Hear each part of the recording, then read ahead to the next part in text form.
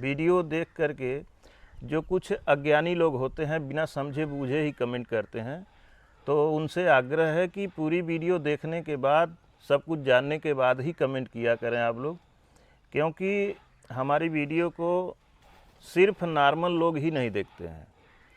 बहुत बड़े बड़े उच्च पदों पे बैठे हुए, बड़े अच्छे पोजीशन पे जो रहने वाले हैं, वो लोग भी हमारी वीडियो को देखते हैं और वो लोग समझते हैं कि जो वीडियो मैं बनाता हूँ उसमें कहीं से कोई 1% भी गड़बड़ी नहीं होती है। अच्छे संतों का हम वीडियो बनाते हैं।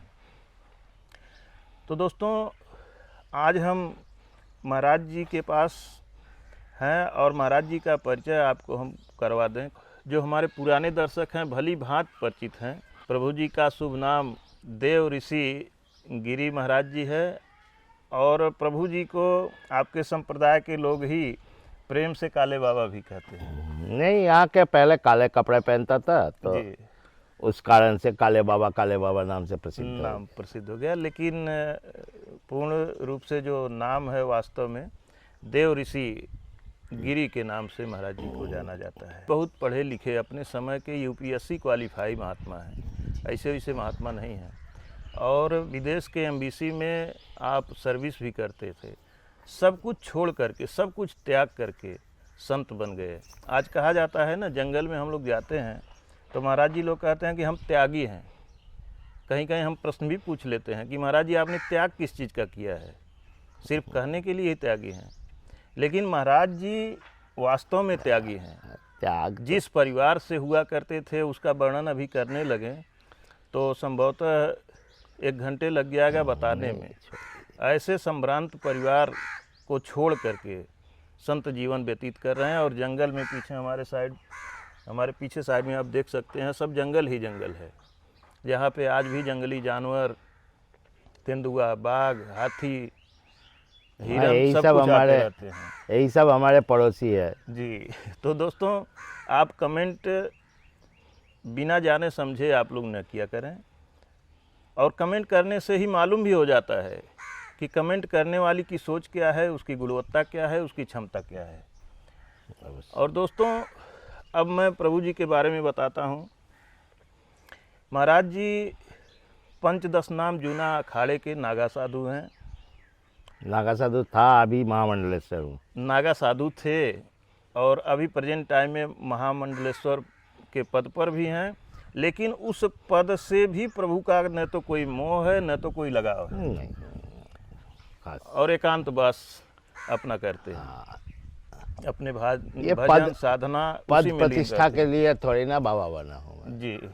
और अपना जीवन हिमालय के वादियों में, हिमालय की बर्फीली घाटियों में अपना साधना काल, अपना जीवन बिताए हैं।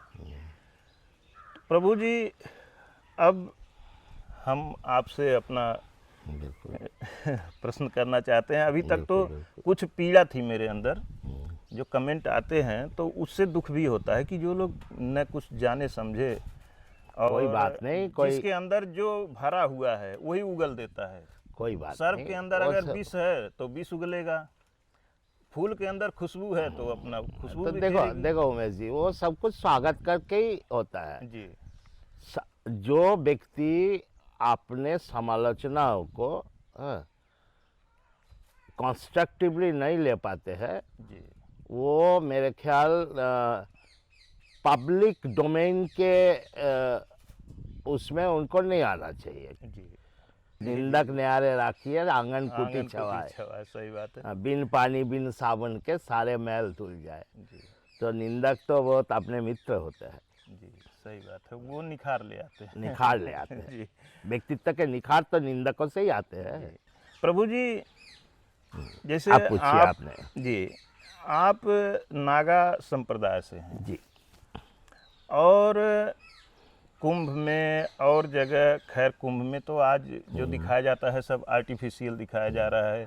एक्टर नागा बन के आ रहे हैं। हाँ, वो एक्टर तलवार चला रहे हैं। एक्टर वो अघोरी बन जा रहे हैं। वो तो रील बना रहे हैं। रील के और चक्कर जो में। वास्तविक नागा हैं वो ये सब थोड़ी करते हैं। ना।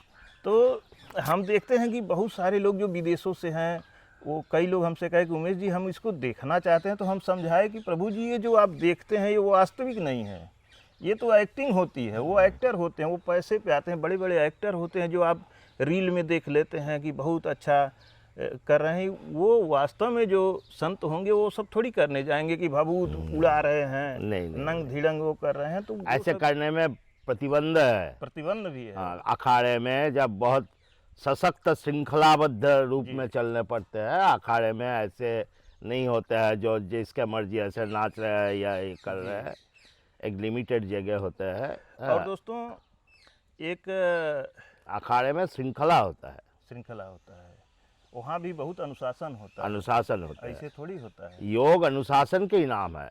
एक प्रभु जी अभी अपनी बात को हम आगे करते हैं, याद आ गई, एक ऑस्ट्रेलिया से एक डॉक्टर साहब हमको फ़ोन किए, एक वीडियो भेजे, बोले उमेश जी एक आप थोड़ा मेरे लिए सहयोग कर दीजिए, आप बनारस में चले जाइए, वहाँ पे एक तांत्रिक हैं, उनसे मेरी बात करवा दीजिए।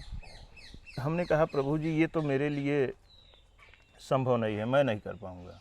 फिर उन्होंने कई बार फ़ोन किया, हमने कहा चलिए अच्छा पहले आप उनका फ़ोटो भेजिए, वीडियो भेजिए। उन्होंने वीडियो भेजा, हमने प्रभु जी तुरंत उनको वीडियो, 1 मिनट की वीडियो थी, रील थी, हमने देखा और तुरंत मैंने फ़ोन लगाया।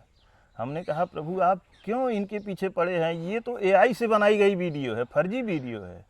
बोले नहीं असली वीडियो। हमने कहा फर्जी वीडियो है, एआई की वीडियो है, आज एआई का ज़माना है, फर्जी वीडियो बनाई जा रही हैं। तो उन्होंने कहा कि अरे इसके पीछे हम पता नहीं कितना रुपया खर्च कर दिए, अच्छा, और आज आपने देखते ही तुरंत मुझको बता दिया कि एआई की है। हमने कहा कि अब आप पता करिएगा, यह ओरिजिनल वीडियो नहीं है, यह कोई साधु संत नहीं है, एआई से बनाई गई वीडियो है। तो बोले इसके पीछे हम कई लोगों को पैसा भेजे कि जा कर के पता कर लीजिए, हमको बता दीजिए। सब लोग कहते हैं नहीं मिल रहा है, नहीं मिल रहा है। तो हम कहे मिलेगा भी नहीं, ऐसे चक्कर में क्यों पड़ते हैं आप लोग। तो प्रभु जी लोग भ्रमित हो जाते हैं, आज का जो ज़माना आ गया है, बहुत से शराबियों को बैठा करके लोग वीडियो बना दे रहे हैं, जंगल में ले जा करके थोड़ा उनका रूप स्वरूप है, चंदन तिलक कर दिए, बैठ के वीडियो बना देते हैं अपनी पॉपुलैरिटी के लिए। ज़माना कहाँ चला जाएगा, कितना गिर जाएगा, समाज हमारा कितना धर्म के गिरेगा, क्षय कोई हो ही सीमा रहा नहीं है हमारे देखते सामने भी, क्योंकि कलयुग है, धर्म का क्षय हो ही रहा है। जी प्रभु जी, अब हम मूल विषय पे अपने आते हैं जी, कि जैसे कुंभ में देखा जाता है कि नागा साधु तलवार चला रहे हैं, प्रदर्शन कर रहे हैं, शक्ति प्रदर्शन, शक्ति प्रदर्शन करते हैं। तो ऐसा क्यों किया जाता है, इसके पीछे उद्देश्य क्या है? क्या वास्तव में वो युद्ध कला में माहिर होते हैं? क्या वास्तव में वह लड़ाई भिड़ाई करना जानते हैं, कि सिर्फ ऐसे दिखाने के लिए, जनता को अपने तरफ आकर्षित करने के लिए इस तरह से करते हैं? ऐसा क्यों करते हैं? देखिए उमेश जी, आपने एक ऐसे प्रश्न किए हैं जिसके उत्तर बड़ा धैर्य से आपको समझने और सुनने पड़ेगा।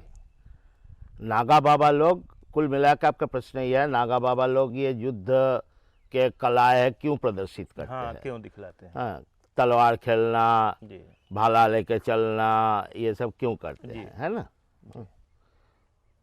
इसके लिए आपको थोड़ा इतिहास को जानना पड़ेगा, इसके ऐतिहासिक प्रेक्षापट।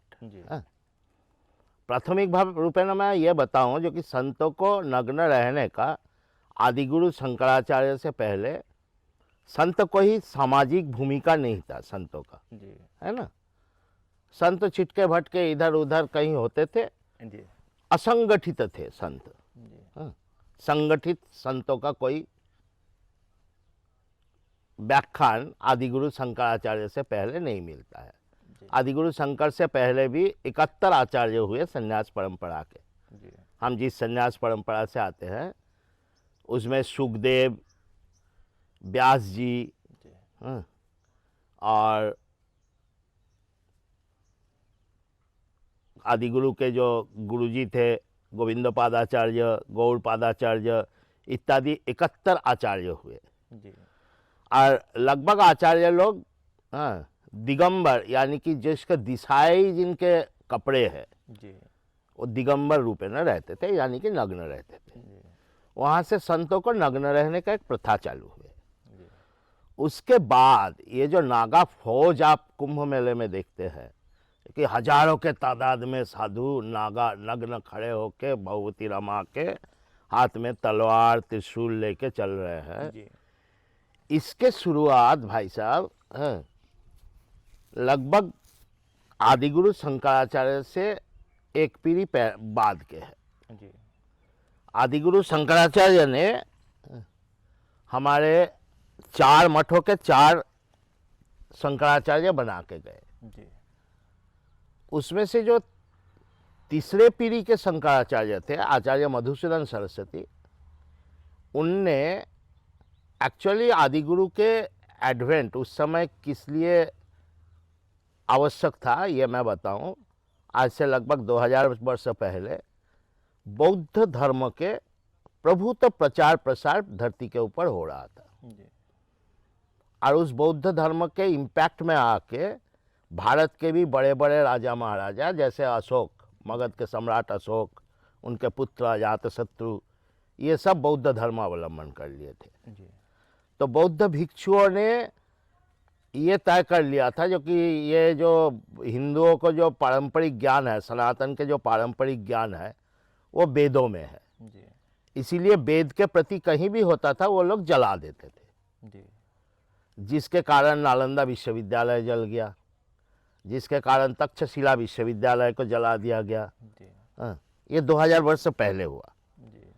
अब जब आदिगुरु शंकराचार्य जी ने इन वेद विद्याओं को बचाने के लिए भारत के 4 दिशाओं में 4 जगह हस्तलिखित वेदों के प्रतिलिपि धर दिए, उसी को 4 मठ कहला जाते हैं। उत्तर में ज्योतिर्मठ जोशीमठ में, पूर्व में गोवर्धन मठ पुरी में, दक्षिण में कांची मठ कांचीपुरम में, और पश्चिम में शारदा मठ द्वारका में। ये 4 मठ स्थापन किए और चारों जगह में आदिगुरु ने हस्तलिखित अपने वेद के प्रतियां वहाँ रख दी। अब आदिगुरु के तीसरे पीढ़ी में आचार्य मधुसूदन सरस्वती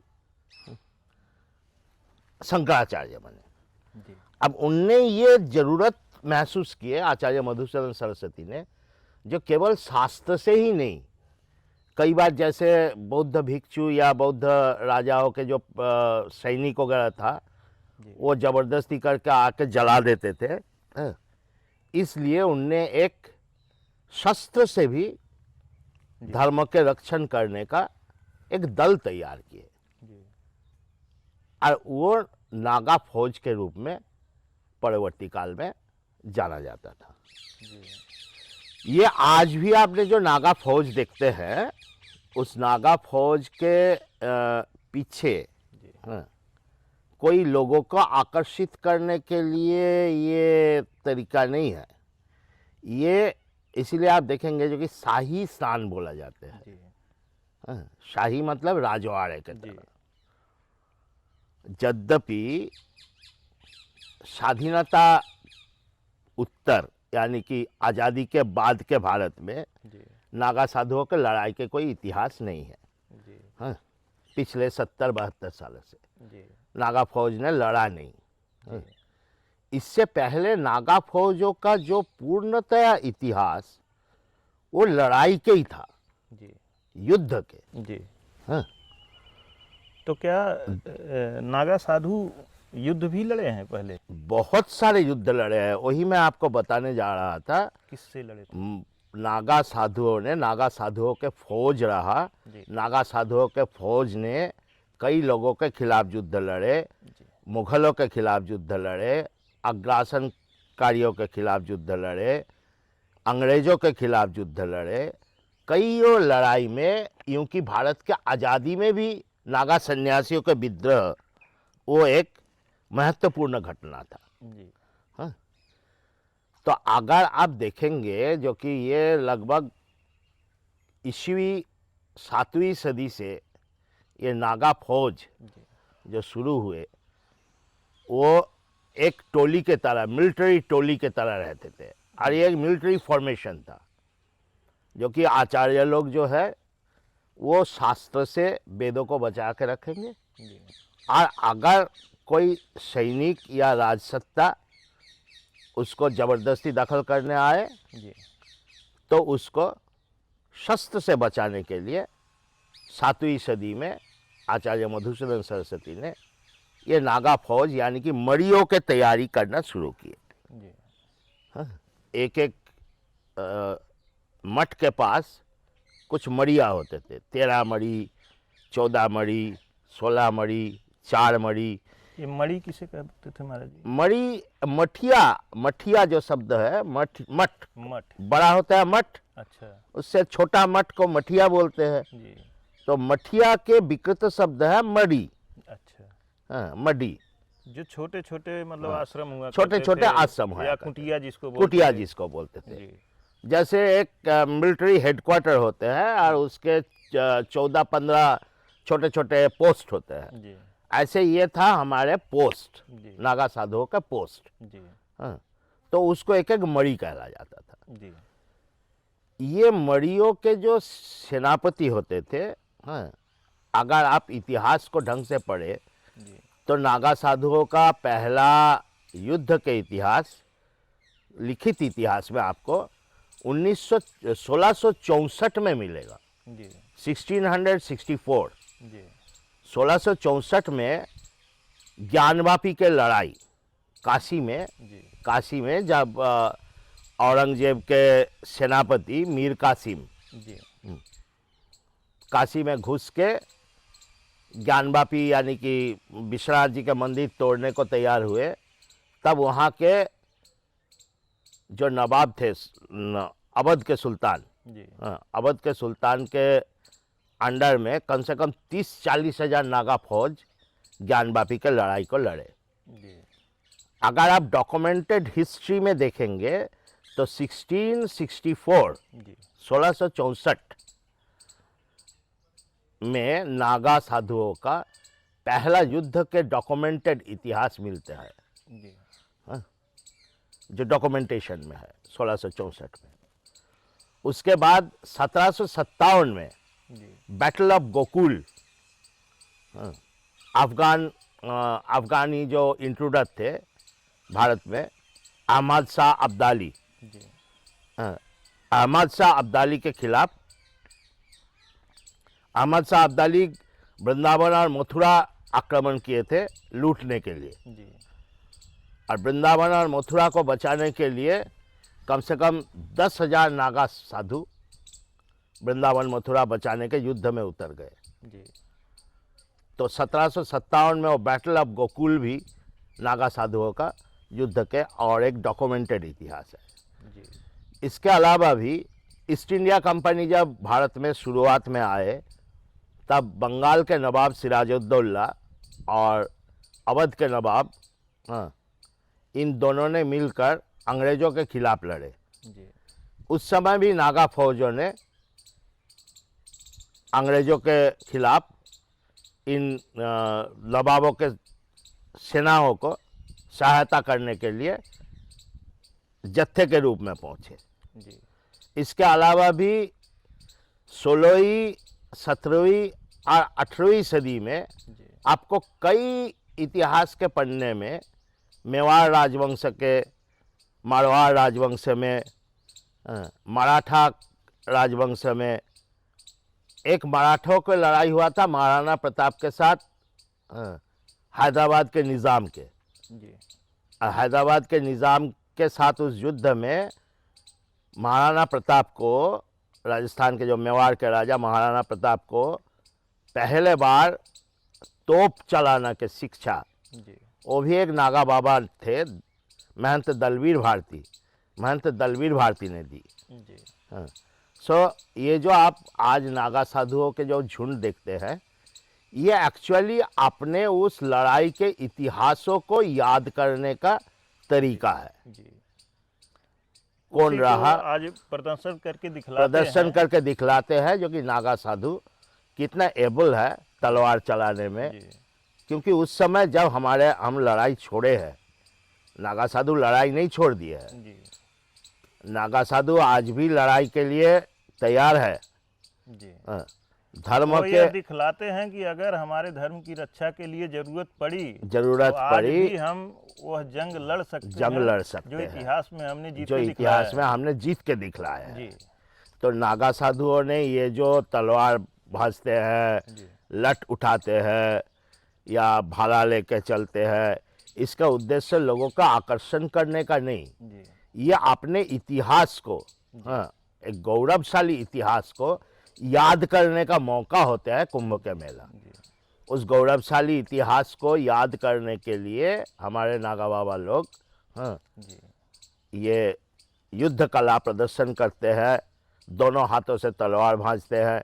क्योंकि जब ये बंदूक और बमों के सिलसिला चालू हुआ सिंस फ्रॉम 1947, हाँ, तब से नागा साधुओं ने तो लड़ाई लड़े नहीं। जी हाँ, तो आने वाले दिनों में अगर ऐसे आवश्यकता पड़े तो नागा संत लोग, नागा बाबाओं के जो फौज है वो हवाई जहाज चलाना और ये सब भी बहुत आता है। मतलब ये देश की रक्षा के लिए, देश की रक्षा के लिए, फिर धर्म से की युद्ध, रक्षा के लिए, हाँ, धर्म की रक्षा के लिए। करने के लिए अगर फिर से युद्ध करने का आवश्यकता पड़े तो नागा फौज हमें हाल तैयार होते हैं। जी हाँ, सो प्रभु जी, एक प्रश्न बीच में हमारे मन में उठ रहा था। आप ये वारों को, जो बैटल ऑफ गोकुल या इसके बारे में भी आप जान सकते हैं। जी हाँ, तो जैसे आज तो मान लीजिए एक कम्युनिकेशन का सिस्टम है, मोबाइल फ़ोन है और तमाम तरीके हैं, इंटरनेट है, सब कुछ है। उस समय इतना दूर दराज जंगलों में रहते थे संत महात्मा, वो कैसे इतनी बड़ी संख्या में इकट्ठा होते थे? वो हमारे एक ना प्राचीन पद्धति था। देखो, जैसे हमने आपको बोला, जो कि एक मिलिट्री फॉर्मेशन के तहत जी एक मठ के चारों तरफ मड़िया बनाए जाते थे। जी हाँ, तो जैसे मानो शारदा पीठ के जी उत्तर पश्चिम में शारदा पीठ है, द्वारका, जी द्वारका के 14 मड़िया थे। जी हाँ, तो द्वारका पीठ से इतना दूरी में थे वो सब। हाँ, जैसे एक मिलिट्री फॉर्मेशन होता है, वहाँ दमामा बजता था, दमामा होता है, तो दमामा बजता था तो दूसरे मड़ी में सुनाई देता था, जी दूसरे मड़ी से दमामा बजता था तो तीसरे में सुनाई देता था, जी तीसरे से दमामा बजता तो चौथे में सुनाई देता था। जी तो उसको रणभेरी बोलते थे। एक हमारे यहाँ देखना ऐसे सिंगा होता है, जो सिंहा बोलते हैं, सिंगा बजाया बोलते जाता हैं, था। जो बजाए जाते हैं, हाँ उसको रणभेरी भी बोलते हैं। जी तो वो बज जाता था तो चारों तरफ रहने वाले जंगल के साधु सब समझ जाते थे, जंगल में पहाड़ों में बसे हुए जब साधु, जो कि भाई कोई युद्ध का आह्वान है, जी धर्म खतरे पे है, वो अपने तलवार हथियार जो भी हाथ के सामने मिला हथियार उठा के चल देते कुछ थे। प्रभु जी अध्यात्म भी तो रहा होगा। अध्यात्म भी रहे। जैसे संत- आज हमने सुबह देखा, आप जब स्नान ध्यान करके बैठे अपने बिस्तर पे, आसन पे, तो आपने कहा कि एक बैग भाई साहब कोई आ रहा है, आज की ही बात है। हाँ, आपने कहा है भाई साहब कोई आ रहा है, लेकिन कोई बात नहीं, अभी तुरंत नहीं आ रहा है, कोई आ रहा है, हमें संकेत मिल रहा है। हाँ, उसके 10-15 मिनट के बाद आपको फ़ोन आता है कि महाराज जी मैं आने वाला हूँ। हाँ, तो ऐसे अप्रीहेंशन भी होते थे। वो आदमी ये भी बोल रहा है कि अभी मैं अपने घर पे हूँ, तैयारी कर रहा हूँ, और यहीं नज़दीक से ही आ रहे हैं, कोई बड़े दूर से नहीं आ रहे हैं, करीब देहरादून 30-40 किलोमीटर दूर से, देहरादून से। तो प्रभु जी ये भी तो सिस्टम रहा। हाँ, ये भी सिस्टम रहा, ये भी सिस्टम रहा। संतों को प्रियाजम्पशन तो मिल ही जाता है, जो कि हाँ भाई ये होने जा रहे हैं, क्योंकि वो दुनिया को थोड़ा ऊपर से दिखता है ना, जिसकी साधना उच्च स्तर पे होती है, ऊंचे स्तर से, ऊंचे जगह से दिखते हैं। अगर मानो इसी पेड़ के ऊपर से देखो आपको वो बैराज तक दिखाई देगा। जी हाँ, तो यही थोड़ा दूरदृष्टि के कारण ही है। देखो, ये जो इतिहास मैंने आपको बताया ना, जी और ये बहुत गौरवशाली इतिहास है जी हमारे। तो आपके उसमें के माध्यम से, आपके चैनल के माध्यम से हमें सारे संतों को भी विनम्र निवेदन है, और सारे श्रद्धावान सनातन आस्था प्रेमी लोगों से भी हमारे निवेदन है जो कि उन इतिहासों को पढ़े। जी 1757 में बैटल ऑफ गोकुल के इतिहास अगर आप पढ़ेंगे, मतलब गोकुल के लड़ाई नाम से वो विख्यात थे, जी या 1664 में ज्ञानवापी के लड़ाई नाम से विख्यात थे। जी ज्ञानवापी के लड़ाई, हाँ, ये जो एक तो अहमद शाह दुरानी थे, ज्ञानवापी में अहमद शाह दुरानी थे, और यहाँ अहमद शाह अब्दाली के जो मेन वो थे मीर कासिम थे। हाँ, तो इन लोगों के खिलाफ हमारे नागा बाबा लोग कैसे वीरत्व के प्रदर्शन किए, कैसे अपने जुझारूपन को प्रदर्शित किए, जबकि गोकुलवाड़ में लिखा हुआ है, गोकुलवाड़ के इतिहास में, बैटल ऑफ गोकुल में कम से कम 3 से 4 हज़ार नागा संत शरीर छोड़ दिए जी अहमद शाह अब्दाली के खिलाफ लड़ते हुए। हाँ, लेकिन उनने आपने भूमि नहीं छोड़े। जी सिमिलरली ज्ञानवापी में बहुत सारे 30 से 40 हज़ार नागा बाबा इकट्ठे हो गए थे जी ज्ञानवापी के लड़ाई में। और ज्ञानवापी के लड़ाई आप सोच सकते हैं 1664 में हुआ, जी जब औरंगजेब इस देश का सल्तनत में थे। जी तो तब से नागा बाबा लोगों के ये लड़ने का जो वो है वो चलते आ रहे हैं। इसके अलावा भी जो ये ईस्ट इंडिया कंपनी और इसके खिलाफ जो अंग्रेज़ों के खिलाफ जो युद्ध हुए, उसके एक कहानी के रूप में वर्णन हमारे बंगाल के जो राष्ट्रगीत के रचयिता है बंकिम चंद्र चट्टोपाध्याय, जी उनने सन्यासी विद्रोह नाम के एक नॉवेल लिख रखा है, जी तो उसमें भी आपको मिलेगा। तो हम समस्त सनातन प्रेमियों को और समस्त हमारे संत महात्माओं को भी अनुरोध करेंगे जो कि आपने उस गौरवशाली इतिहास को पढ़े जी और आपने उस गौरवशाली इतिहास को लोगों तक पहुंचाए, जी जो कि ये नागा साधु केवल नागा नग्न बन के और तमाशा करने के लिए नहीं बैठते हैं, वो धर्म और शास्त्र के रक्षा के लिए जी प्रतिबद्ध है। प्रभु जी, जहाँ पे अच्छाई होती है वहाँ पे बुराई भी होती है। वो तो है।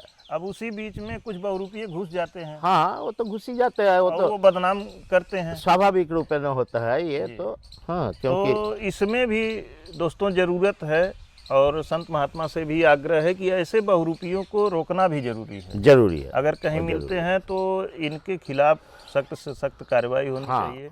नहीं, हमारे और- अखाड़े के रिसेंटली एक तौर तरीका अपना रहे हैं। अखाड़ा सबको परिचय पत्र दे रहे हैं। जी तो जो भी होगा जुना अखाड़े का, जैसे हम जुना अखाड़े से जी। हैं, अब जुना अखाड़े ने सारे संतों को परिचय पत्र बांट रहे हैं। जी आशा ये है जो कि जो भी जुना अखाड़े का संत होगा वो एक अपने निर्दिष्ट आचार आचरण को पालन करेंगे। जी हाँ।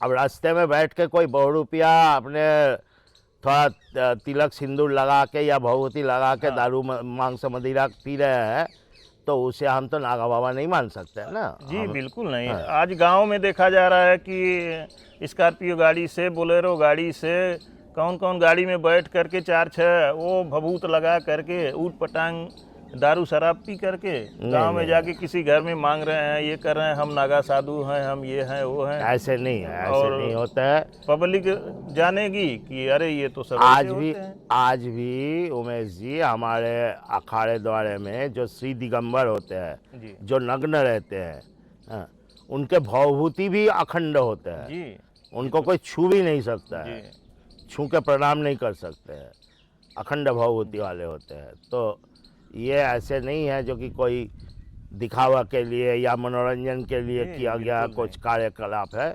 ये संतों को एक पुराने परंपरा को याद करने या एक संतों के पुराने परंपरा को जीवित रखने का एक्सरसाइज है। जी ठीक है प्रभु जी, अच्छा भाई, बहुत बहुत धन्यवाद आपको। दोस्तों, इसी के साथ वीडियो समाप्त करते हैं, मिलते हैं और संत के चरणों में।